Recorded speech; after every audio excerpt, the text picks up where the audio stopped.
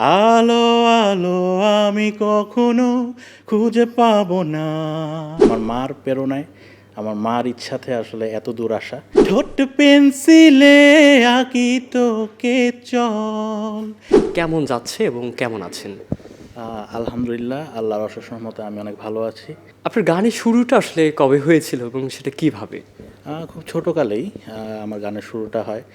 Most probably যখন আমি class 5-এ পড়ি, তখন আমার মা খেয়াল করে যে না, ওর কণ্ঠে দরদ আছে, ও হয়তো পারবে। সো আমার মার প্রেরণায়, আমার মার ইচ্ছাতে আসলে এত দূর আসা। এছাড়াও আমার চাচা এবং আমার এক খালাতো ভাই আছেন, ওনারা আমাকে যথেষ্ট সাপোর্ট করেছেন। অনেক পরিচিত মানুষজনের সাথে আপনার অলরেডি কাজ করা হয়েছে। ঠিক সে জায়গা থেকে কয়েকজনের নাম একটু আপনার মুখ থেকেই শুনতে চাই এবং তাদের সাথে গল্পটা কেমন ছিল? আচ্ছা, এটা আমার জন্য অনেক বড় বিষয় যে আমি বেশ কিছু পরিচিত মুখ এবং আমাদের বাংলাদেশের স্বনামধন্য কিছু সঙ্গীত শিল্পীর সাথে আমি কাজ করতে পেরেছি।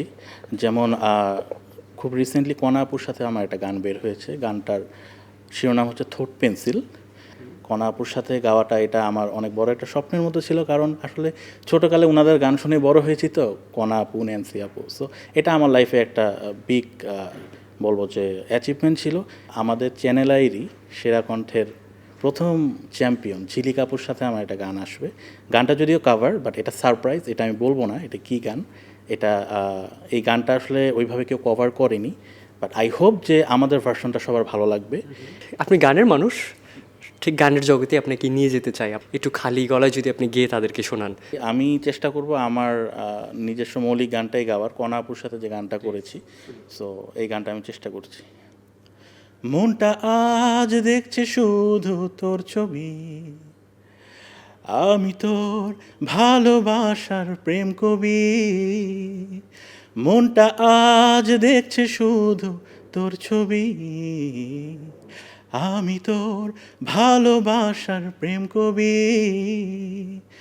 ঠোঁট পেন্সিলে আঁকি তোকে চল, একটু দাঁড়া কাছে আয়, প্রেম ছাড়া বাঁচি কেমনে, বল তুই আমাকে বল, প্রেম ছাড়া বাঁচি কেমনে, বল তুই আমাকে বল। আপনি মৌলিক গান করেন, বাট আমরা জানি শিল্পীরা সব জনরার গানই গায়। আপনি আর কোন গানটি শোনাবেন আপনার দর্শকদের উদ্দেশ্যে? আমার ব্যক্তিগত একজন পছন্দের শিল্পী আছে, আমি খুবই পছন্দ করি, তাহসান খান। সো আমি ওনার আলো গানটা একটু চেষ্টা করি। তুমি আর তো কারণ শুধু আমার, যত দূরে সরে যাও রবে আমার, স্তব্ধ সময়টাকে ধরে রেখে স্মৃতির পাতায় শুধু তুমি আমার, কেন আজ এত একা আমি, আলো হয়ে দূরে তুমি, আলো আলো আমি কখনো খুঁজে পাবো না, চাঁদের আলো তুমি কখনো আমার হবে না, আলো আলো আমি কখনো খুঁজে পাবো না, চাঁদের আলো তুমি কখনো আমার হবে না, হবে না, হবে না, হবে না।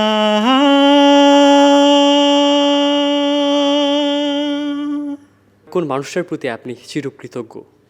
আমি অবশ্যই একজন মানুষের কথা বলতে চাই, তিনি হচ্ছেন গীতি কবি আমাদের সম্মানিত তারেক আনন্দ ভাই।